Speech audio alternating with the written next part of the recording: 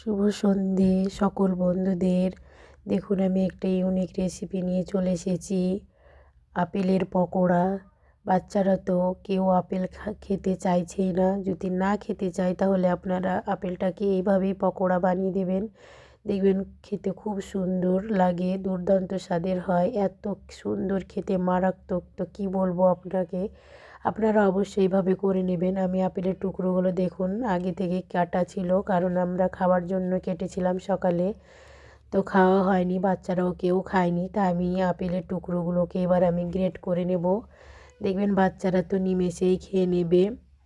আমার গ্রেট করে রাখা হয়ে গেছে। আমি চালনি নিয়ে নিলাম, আর 2 চামচ মতো বেসন নিয়ে নেব, বড় চা চামচের 2 চামচ মতো বেসন নিয়ে নিলাম। ভালো করে চেলে নেব, কোনো একটা নোংরা থাকে কি কিছু থাকে সেই জন্য, আর কিন্তু নেই বেসনটাতে কোনো রকম নোংরা। এবার আমি এর মধ্যে দিয়ে দেব আপেল গ্রেট করে রেখেছিলাম, সেটা দিয়ে দিলাম কুচানো পেঁয়াজ 2টো, কাঁচা লঙ্কা, ধনেপাতা কুচানো সব দিয়ে দিলাম। স্বাদ মতো লবণ 1 চা চামচ, ছোটো চামচের 1 চা চামচ হলুদ গুঁড়ো, 1 চা চামচ লঙ্কা গুঁড়ো দিয়ে দিলাম।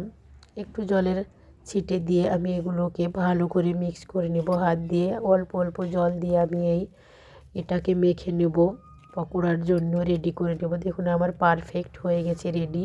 এর থেকে যদি নরম হয় তো ভেতরটা নরম নরম হয়ে থাকবে, খেতে ভালো লাগবে না। আমি উনুনটা ধরিয়েও দিয়েছি, তার মধ্যে কড়া বসিয়ে দিলাম, তার মধ্যে তেলও দিয়ে দিয়েছি। তেলটা গরম হয়ে গেলে আমি ছোট ছোট করে পকোড়ার পিসগুলো দিয়ে দিব। খুব মোটা সাইজের করে দিলে ভেতরটা ভালো করে ভাজা ভাজা হবে না, সেই জন্য আমি ছোট ছোট করে দিয়ে দিলাম, তাহলে ভেতরটাও অতি সহজেই খুব সুন্দর করে ভাজা হয়ে যাবে। এই রেসিপিটা আপনারা একবার বানাবেন, আমার মনে হয় না যে কেউ খেয়েছে এই আপেলের পকোড়া, তাই আপনাদের বলছি আপনারা খাবেন যারা এখনও খাননি। আর যারা খেয়েছেন তারা তো খেয়েছেন, তাই যারা এখনও খাননি তাদের বলবো অবশ্যই খাবেন। আমি এইভাবে উল্টে পাল্টে ভেজে নেব লাল লাল করে। দেখুন কতটা সুন্দর কালার এসেছে।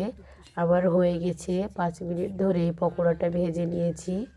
দেখুন এবার আমি তুলে নেব সব পকোড়াগুলো, আর একটা হবে, আমি তার মধ্যে সবগুলো ভেজে তুলে নেব। হয়ে গেছে, এর মধ্যে আমি বাচ্চাদেরও খেতে দিয়ে দেবো টমেটো সস দিয়ে।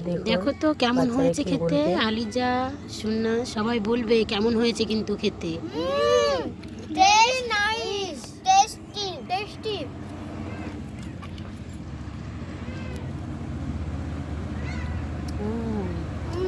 ফাটাফাটি আপেলের পকোড়া খেতে ভারী মজা।